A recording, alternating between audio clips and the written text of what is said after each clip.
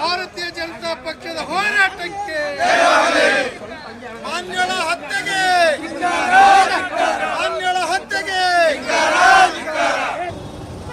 ಕೃತ್ಯವನ್ನ ಅವರ ಕುಟುಂಬದವರು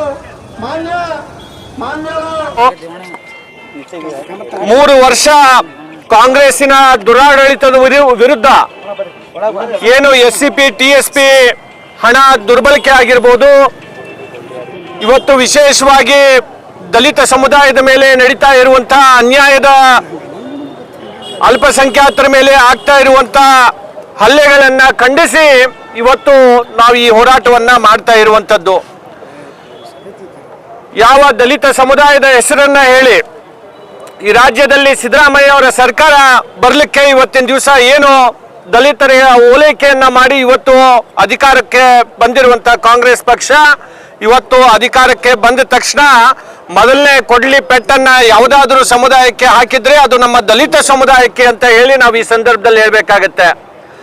SCP TSP ಹಣ ಸುಮಾರು 60,000 ಕೋಟಿ ಹಣವನ್ನ ಇವತ್ತು ದುರ್ಬಳಕೆಯನ್ನ ಇವತ್ತು ಈ ಸರ್ಕಾರ ಮಾಡ್ತಾ ಇದೆ.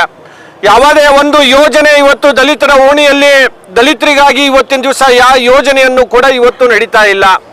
ಯಾವ ಮೂಲಭೂತ ಸೌಕರ್ಯ ಇವತ್ತು ಡಾಕ್ಟರ್ ಬಾಬಾ ಸಾಹೇಬ್ ಅಂಬೇಡ್ಕರ್ ಅವರ ಬಡಾವಣೆಗಳಲ್ಲಿ, ನಮ್ಮ ಡಾಕ್ಟರ್ ಬಾಬು ಜಗಜೀವನ್ ರಾಮ್ಜಿ ಅವರ ಬಡಾವಣೆಗಳಲ್ಲಿ ಇವತ್ತು ಏನು ಅನುದಾನ ಬಂದು ಇವತ್ತು ಆ ಸಮುದಾಯಕ್ಕೆ ಅವರ ಬಡಾವಣೆ ಅಭಿವೃದ್ಧಿ ಆಗಬೇಕಾಗಿತ್ತು, ಅಲ್ಲಿ ಇವತ್ತು ಯಾವುದೇ ರೀತಿಯಾದಂಥ ಒಂದು ಸಣ್ಣ ಕೆಲಸನೂ ಕೂಡ ಇವತ್ತು ಅಲ್ಲಿ ನಡೀತಾ ಇಲ್ಲ. ಈ ರೀತಿ ಈ ಸರ್ಕಾರ ಕೇವಲ ದಲಿತರ ಹಣವನ್ನ ದುರ್ಬಳಕೆಯನ್ನ ಮಾಡಿಕೊಂಡು ಇವತ್ತಿನ ದಿವಸ ಈ ಸರ್ಕಾರ ನಡೀತಾ ಇರುವಂತದ್ದು. ಅದನ್ನ ವಿರೋಧಿಸಿ ನಾವು ಇವತ್ತು ಈ ಪ್ರತಿಭಟನೆಯನ್ನ ಮಾಡ್ತಾ ಇದ್ದೇವೆ. ಅನೇಕ ಯೋಜನೆ ಹಿಂದಿನ ಸರ್ಕಾರದಲ್ಲಿ ಆ ಎಲ್ಲ ಯೋಜನೆಗಳನ್ನ ಇವತ್ತಿನ ದಿವಸ ಅವರು ನಿಲ್ಲಿಸುವಂತ ಕೆಲಸ ಮಾಡ್ತಾ ಇದ್ದಾರೆ. ಇವತ್ತು ಗಂಗಾ ಕಲ್ಯಾಣಿ ಯೋಜನೆ ಆಗಿರ್ಬೋದು, SCP TSP ಯಲ್ಲಿ ಬರುವಂತಹ ಡಾಕ್ಟರ್ ಬಾಬು ಜಗಜೀವನ್ ರಾಮ್ಜಿ ಅವರ ಏನೋ ಅಭಿವೃದ್ಧಿ ನಿಗಮ ಇದೆ, ಆ ನಿಗಮಕ್ಕೆ ಬರುವಂತ ಹಣ, ಡಾಕ್ಟರ್ ಬಾಬಾ ಸಾಹೇಬ್ ಅಂಬೇಡ್ಕರ್ ಅವರ ನಿಗಮಕ್ಕೆ, ಅಭಿವೃದ್ಧಿ ನಿಗಮಕ್ಕೆ ಬರುವಂತ ಹಣ ಇವತ್ತಿನ ದಿವಸ ಎಲ್ಲೋ ಒಂದ್ ಕಡೆ ಅದನ್ನ ನಿಲ್ಲಿಸುವಂಥದ್ದು, ಅದನ್ನ ಆ ಯೋಜನೆಗಳನ್ನ ನಿಲ್ಲಿಸುವಂತ ಕೆಲಸ ಇವತ್ತಿನ ದಿವಸ ಆಗ್ತಾ ಇದೆ. ಅದಕ್ಕೆ ನಾನು ತಕ್ಷಣದಲ್ಲಿ ಈ ಸರ್ಕಾರ ಇದನ್ನ ಎಚ್ಚೆತ್ತು ಇವತ್ತು ಈ ಒಂದು ಅನುದಾನವನ್ನ ಸರಿಯಾದ ರೀತಿಯಿಂದ ಅದನ್ನ ಉಪಯೋಗವನ್ನ ಮಾಡಬೇಕು ಅಂತ ಹೇಳಿ ನಾನು ಈ ಸಂದರ್ಭದಲ್ಲಿ ಹೇಳಿಕೆ ಬಯಸ್ತಾ ಇದ್ದೇನೆ.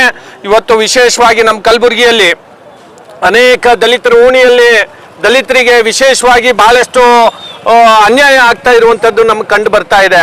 ರಾಜ್ಯದಲ್ಲಂತರೂ ಇದು ನಡೀತಾ ಇದೆ. ಆದರೆ ಕಲಬುರಗಿಯಲ್ಲೂ ಕೂಡ ಇವತ್ತಿನ ದಿವಸ ಅನೇಕ ಉದಾಹರಣೆಗಳನ್ನ ನಾವು ಕೊಡ್ಬೋದು.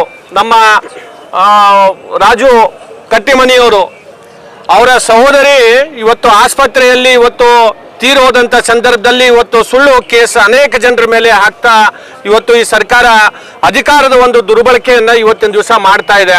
ನಮ್ಮ ದಶರಥ್ ಅವರು, ನಮ್ಮ ರಾಜು ಅವರು, ಅವರ ಎಲ್ಲ ಸಹೋದರರ ಮೇಲೆ ಇವತ್ತು ಸುಳ್ಳು ಕೇಸನ್ನ ದಾಖಲೆ ಮಾಡಿ ಎಲ್ಲೋ ಸರ್ಕಾರ ನಮ್ಮ ದಲಿತರ ಧ್ವನಿಯನ್ನ ಹತ್ತಿಕ್ಲಿಕ್ಕೆ ಇವತ್ತಿನ ದಿವಸ ಪೊಲೀಸರ ಒಂದು ಸಹಾಯವನ್ನ ತಗೊಂಡು ಸುಳ್ಳು ಕೇಸ್ಗಳನ್ನ ಹಾಕೋದ್ರ ಮುಖಾಂತರ ಇವತ್ತು ಬೆದರಿಕೆಯನ್ನ ಹಾಕಿಸುವಂಥದ್ದು ನಡೀತಾ ಇದೆ. ವಿಶೇಷವಾಗಿ ಇಲ್ಲಿರುವಂತ ನಮ್ಮ ಅಲ್ಲಂಪ್ರಭು ಪಾಟೀಲ್ರು, ಅವರ ಶಾಸಕರಿಗಂತರೂ ನಮ್ಮ ದಲಿತರ ಓಣಿ ಕಾಣಿಸ್ತಾನೆ ಇಲ್ಲ. ಯಾರಾದರೂ ದಲಿತರು ಅವ್ರ ಮನೆಗೆ ಹೋಗಿ ನಮ್ಮ ಮೂಲಭೂತ ಸೌಕರ್ಯಕ್ಕೆ ಹೋಗಿ ಕೇಳಿದ್ರೆ ಅವರಿಗೆ ಸರಿಯಾದಂತ ಇವತ್ತು ಸ್ಪಂದನೆಯನ್ನ ಇವತ್ತು ಸಿಗ್ತಾ ಇಲ್ಲ.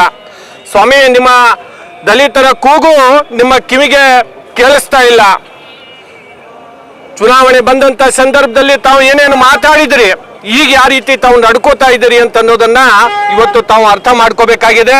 ಮುಂದಿನ ದಿನಗಳಲ್ಲಿ ಇವತ್ತು ನಮ್ಮ ಭಾಗದ ಜನರಿಗೆ, ನಮ್ಮ ಭಾಗದ ಏನು ಬೇಡಿಕೆಗಳಿದಾವೆ ಅದನ್ನ ತಕ್ಷಣದಲ್ಲಿ ತಾವು ಈ ಸರ್ಕಾರ ಈಡೇರಿಸಲಿಲ್ಲ ಅಂತಂದ್ರೆ ನಾವು ಇನ್ನೂ ಉಗ್ರವಾಗಿ ನಾವು ಪ್ರತಿಭಟನೆಯನ್ನ ಮಾಡಬೇಕಾಗುತ್ತೆ ಅಂತ ಅನ್ನೋ ಮಾತನ್ನು ಕೂಡ ಈ ಸಂದರ್ಭದಲ್ಲಿ SCP TSP ಎರಡು ಇವತ್ತು ST ಅನುದಾನದಲ್ಲೂ ಕೂಡ ಇವತ್ತಿನ ದಿವಸ ಬಹಳಷ್ಟು ದುರ್ಬಳಕೆ ಆಗ್ತಾ ಇದೆ. ನಮ್ಮಲ್ಲಿ ಇರುವಂತ ಅಲ್ಲಂಪ್ರಭು ಪಾಟೀಲ್ರೇ ಯಾವುದೋ ಸಂಬಂಧ ಇಲ್ಲ ಅಂತ ಬಡಾವಣೆಗಳಿಗೆ ಒಯ್ದು ದುಡ್ಡನ್ನ ಹಾಕ್ತಾ ಇದ್ದಾರೆ. ಅವರಿಗೆ ಕ್ಷೇತ್ರ ಬರಂಗಿಲ್ಲ ಅಂತಂದ್ರೆ ಅಂತಲ್ಲಿ ಒಯ್ದು ಇವತ್ತು ಕೆಲಸ ದುಡ್ಡನ್ನ ಹಾಕ್ತಾ ಇದ್ದಾರೆ. ಆದರೆ ನಮ್ಮ ದಲಿತರ ಓಣಿಗೆ ಸಿಗ್ಬೇಕಾಗಿರುವಂತಹ ಮೂಲಭೂತ ಸೌಕರ್ಯ ಇವತ್ತಿನ ದಿವಸ ಕೊಡ್ತಾ ಇಲ್ಲ. ಅದಕ್ಕಾಗಿ ಹೇಳ್ತಾ ಇದ್ದೀನಿ, ನಮ್ಮ ದಲಿತರ ಕೂಗು ಇವ್ರ ಕಿವಿಗೆ ಕೇಳಿಸ್ತಾ ಇಲ್ಲ. ಅವ್ರ ಕಣ್ಣಿಗೆ ನಮ್ಮ ಸಮಸ್ಯೆ, ನಮ್ಮ ಹೋರಾಟಗಳು ಅವ್ರ ಕಣ್ಣಿಗೆ ಕಾಣಿಸ್ತಾ ಇಲ್ಲ.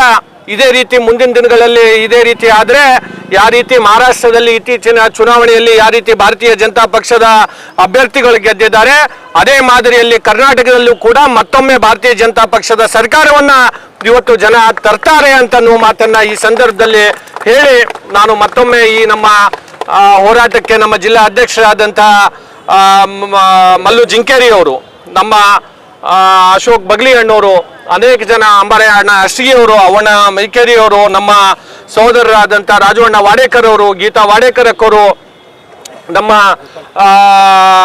ಗೋಪಾಲರಾವ್ ಕಾಕವರು, ಅದೇ ರೀತಿ ನಮ್ಮ ಬಸವರಾಜ್ ಬೆಣ್ಣೂರು ಅಣ್ಣವರು, ಅನೇಕ ಜನ ಇವತ್ತು ನಾವೆಲ್ಲರೂ ಸೇರಿ ಈ ಹೋರಾಟವನ್ನ ಮಾಡ್ತಾ ಇದ್ದೇವೆ.